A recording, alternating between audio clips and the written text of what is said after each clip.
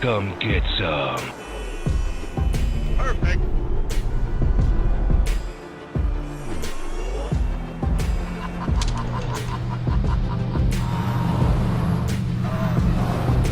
Prove me wrong, and that'll be great. Oh boy, we're gonna have a swell time tonight. Hello, welcome back to A Boring Revolution, your number one news source for everything in regards to the Boring Company. Fantastic event on the 10th of October, and we got to see some incredible products. But there's one particular product that I am very happy to see. And I've been talking about that product for almost 3 years now, and it is in the flesh, the RoboVan. Depends how you pronounce it, but it is just the most perfect complementary vehicle that could ever be used in the Boring Company system. Now, I'm not saying that it'll be the only vehicle used, because there are use cases for the Model Y and the Model 3 and the Tesla, the RoboCab or RoboTaxi, however you want to put it. But the RoboTaxi, it's more of a RoboTaxi than a van. Should really correct that. Or Robobus, whatever you wish to call it, is incredible. So let's have a look at it, and let's establish one of the key questions that has been asked of me multiple times over the last 2 weeks. Will this vehicle operate correctly in the Boring Company tunnel in those confined conditions? So one of the main reasons I like this vehicle is that it has significantly more capacity than the RoboTaxi. The RoboTaxi seats 2 people. The Model Y seats 4, maybe 5 people. Model X, I believe, is 6. I think it's 6, not 7. It's useful, but it's not enough. It doesn't have the features you need of a mass transit system. So an automatic door, plenty of space. A good design. Well, this vehicle potentially has the capacity of up to 20. I'm not entirely sure how you'll fit 20 people in what has been presented to us, but even if it is just 12 to 14, we're looking at a capacity well in excess of 70,000 people per hour. And if they are able to get anywhere close to 20, we're looking at 80,000 passengers per hour in Las Vegas. Looking at that specific system, the plans that they have revealed to us, and this vehicle, and what Tesla has told us this vehicle can achieve, I believe 80,000 per hour is a nice base level, possibly even more than that, and that is very exciting. But does this vehicle fit in a Boring Company tunnel? It all looks very tight. Some people are very skeptical, telling me that it doesn't fit. I just don't think that the Boring Company and Tesla would forget to make a vehicle fit inside a tunnel. And remember, they've already created a mock-up of a very similar vehicle to this. The Boring Company created that mock-up and measured whether it would fit inside the Boring Company tunnel. So I'm presuming some of those data points from that particular mock-up were converted into this absolute sublime vehicle. It just looks beautiful. It looks like something from 2050. It's incredible. Not just the colour, but the design, the shape, the interior. One thing to note. So let's go back to will it fit? I'm presuming this person is around 6 foot tall. Looks about standard build. As you can see, he's not massively less tall. The vehicle is not massively taller than he is. And we have someone here who's using a wheelchair, and then it looks like they've got another 12 to 14 inches above their head. This is not humongously tall, but it is a lot taller than the existing Tesla vehicles fleet. So by using a bit of common sense, we can establish what potentially could be the maximum height. So we're going to err on the side of caution and just assume the worst for most of these calculations, and then see if that fits into the tunnel. And in reality, it'll probably be 1 to 2% smaller than what we actually think it is, and thus it'll probably fit. So instantly, one of the most likable features of this vehicle, other than the automatic doors and this incredible design, it looks like some kind of advanced stapler, is these kind of windows, perimeter windows. And as you can see, they are presented at an angle, which I really like, because Franz here, our incredible designer, has obviously thought, how do I make this fit in a Boring Company tunnel? I don't want to create a square vehicle, and he has come up with this incredible design that fits perfectly within the contours of a tunnel. And it's like this. As you can see, the edges of the RoboVan is at the very least 5 to 6 inches below that of the kind of center point of the vehicle, so around here. And that makes things so much easier for the team at the Boring Company to make this work. The vehicle is also incredibly low to the ground. I wonder if it has adjustable suspension. Probably does. But operating in a Boring Company tunnel, that's going to be absolutely perfect, because we've got our smooth road deck, and all the ramps can be controlled so that they can keep that to an absolute minimum, and suspension can be adjusted if necessary. So I like that very, very much. And we end up with a vehicle that looks a bit like this, which is thinner at the top. As you can see, the top here is maybe 3 to 4% thinner than the bottom. I've over exaggerated it here, but if you actually look at lots of pictures of this particular vehicle, it's fairly obvious that it's thinner at the top than it is at the bottom. I extracted this particular picture from the launch kind of video on the Tesla YouTube channel, and we've got this gentleman here coming out of the vehicle, and this was the kind of most perfect image that I could find, demonstrating that this man, who's probably 6 foot, 6'1", maybe as much as 6'2", I probably doubt it though, is bending his knee here just to get through the door. So we know that this door is a lot less than 6 foot. Now it's probably 5'9", 5'8", but for the sake of assuming the worst, we're going to assume that it's 5'10". And then we end up with a series of measurements that we need to establish. So we need to establish the gap between the underside of the vehicle and the road, and then we need to establish the gap between the edge of the vehicle. So we've got 2 edges here, 2 leading edges, and the kind of crest of the vehicle, and then we need to establish how deep this particular step is. It doesn't look very deep at all. I've probably overestimated it, but again, erring on the side of caution. And then we need to establish, this is the harder one, which is this one here. Let me just change that so it's a better colour. So it's just this one here, which doesn't look like very much, but we're going to again assume the worst. So we have our blue measurement here, we have our purple measurement, and we have our white measurement. So let's start with this one here, which I'm confused by putting a red arrow when it should be a blue arrow, but you know what I mean. So A1, I consider that to be around 5'10", and then we've got our step down, so 215 millimeters. We then want to measure. So in fact, it goes all the way down there. So we're going all the way down with that one.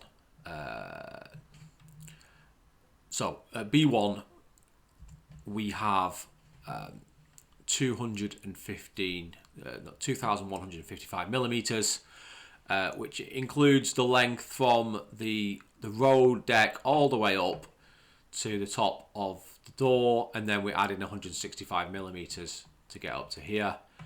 And the edge of our RoboVan this bit here, I believe is 2,155 millimeters. So that easily fits inside the tunnel.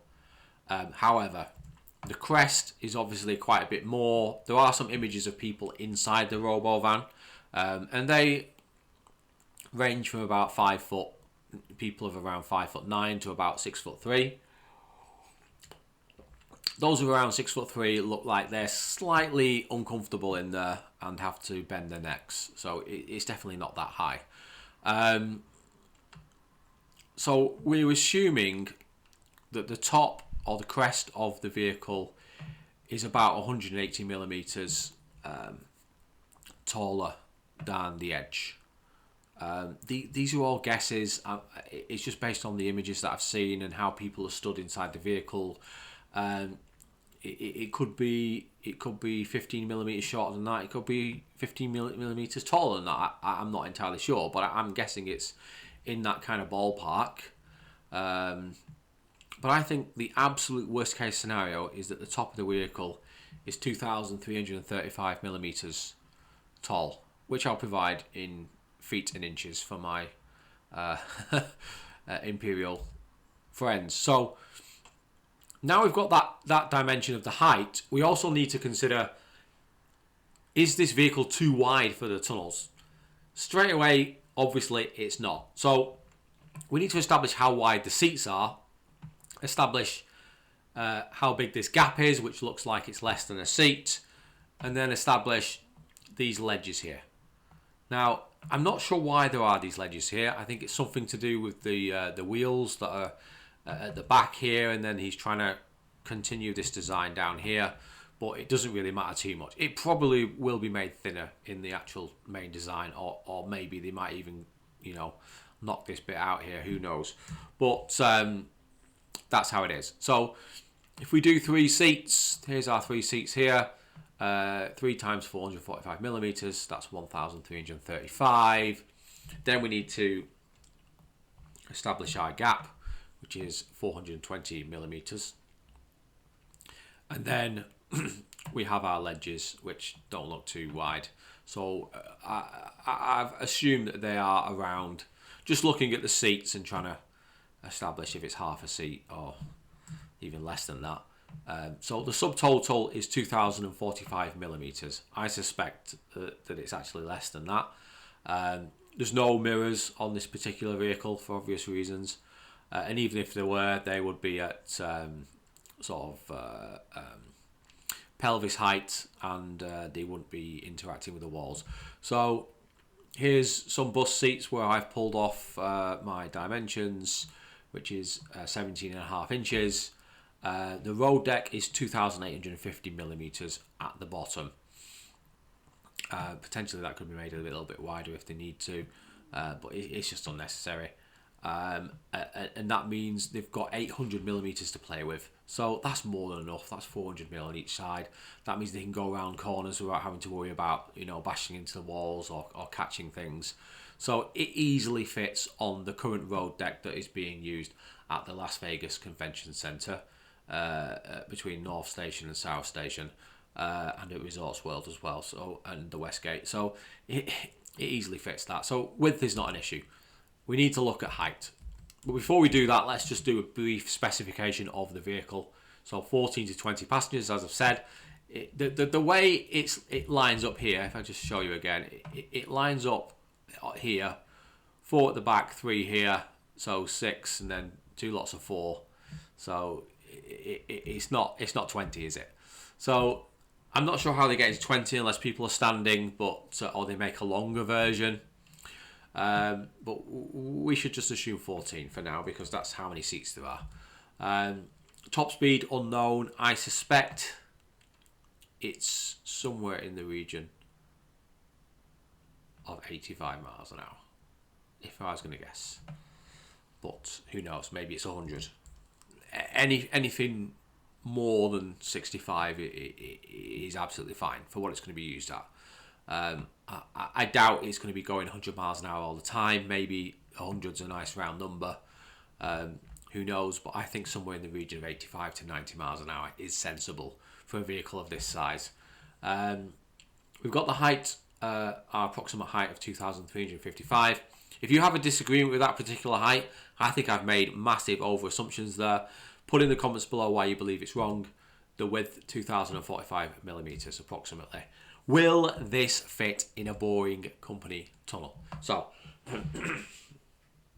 let's have a look at an old plan. This is from 2021. Important thing to notice is that originally when they started building tunnels, the Boring Company was using excessively thick segments. And the reason they did that is out of an abundance of caution. Yeah, they didn't want to have any problems, so they just made them thicker than what they'd ever need. Over the various jobs, so they did the Las Vegas Convention Center, those 3 stations. Then they did Resorts World, and they made the segments a little bit thinner. Then they did the Encore, they made the segments a little bit thinner again. They only made them maybe 10 millimeters thinner. And then they did Westgate, and they made them maybe another 15 millimeters thinner. And then they've most recently done the Virgin, and again they've knocked off another 10 millimeters. And the reason they keep doing that is they just want to establish at what point do you start to encounter more problems, because you're having to thrust off these segments. So as you're working your way down the tunnel, you might end up causing issues with those segments, and then you'd have to go back and repair them, and then that causes maintenance issues. So it might be that they're able to knock off another 20 to 30 millimeters, but I think at this moment, somewhere in the region of 11 to 12 inches per segment is kind of like the absolute minimum that they're going to achieve. Now, I've heard them talking about doing 10 inches, but in my opinion, that's probably too thin. Some in the region of 11 and a half inches is probably where they're going to finish. You also have a small gap between the excavation and the actual tunnel lining. It's usually less than 45 millimeters. So all that considering, I don't think this is the correct number at the moment, and I have measurements to prove otherwise. But this driving surface has stayed the same, and they have made the actual cutter disc slightly smaller for proof rock. So what are the actual accurate dimensions? So the external measurement is 4,090 millimeters for the width and the height. That equates to 13 foot 5 inches. The internal width and internal height is 3,725 millimeters, or 12 foot 3 inches. And the road deck, 2,850 millimeters, or 9 foot 4 inches, stays the same. So this has changed, and this has changed as well. So I actually think going forward it'll be quite a bit more than this, but again, abundance of caution. Let's assume it's less than what we think it is. And as you can see, this Model Y fits with loads of room, absolutely loads of room. So here's one example. We're not going to use this particular example because it requires too much guessing, but we know the height of a Model X is in and around 1,675 millimeters. And then looking at that, looking at the line, you can see the line is just above the center point of the tunnel. Theoretically, I think you could go up another 1.2 meters, 1.25 meters. So that would leave you with 9 foot 7. I think that is too high because I think the road deck is slightly higher, slightly higher. So if we go back to some plans from Resorts World, we can establish that the road deck is 665 millimeters deep. So that's over 2 foot deep. If we then take the road deck and apply it to the crest of the tunnel, we then end up with more of a square shape, which makes our calculations a lot easier, as you can see. So if we have a road deck at the bottom and a road deck at the top, and obviously no, they don't have this, but let's just assume they do, that would knock 665 millimeters off the top and 665 millimeters off at the bottom, and then you end up with 1,330 millimeters, which is 4 foot 5 inches. if you knock that off the internal diameter, so that's 2,395, you end up with a theoretical usable space of 7 foot 10 inches, which is fantastic, because we know that at the edges the vehicle is shorter. It's going to go like that. So what does that actually mean? That means that the RoboVan definitely fits, because at the edges it's 2,155. So we've got quite a bit of room there to play with, and even in the middle it still fits, but your middle bit will be here, so it won't be interacting with the edges. So it definitely fits, even based on my calculations. And I think I have been very pessimistic with these calculations.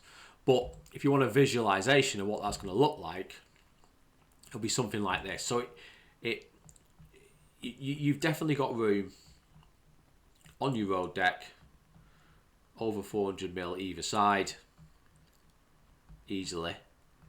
And then the vehicle itself, the RoboVan, is thinner at the top, 4 or 5 inches thinner at the top than it is at the bottom. It's not that much, but you can just see it if you look at the side kind of cross section of the vehicle. And then because it's like this, I've not done a good job of visualizing that, because it's like that, you have loads of room. You have probably 12 to 14 inches of room here. So it easily fits. Whoops. It easily fits in the tunnel, which is excellent. And there you go. So what does this mean for the Boring Company? This means that they can massively increase capacity.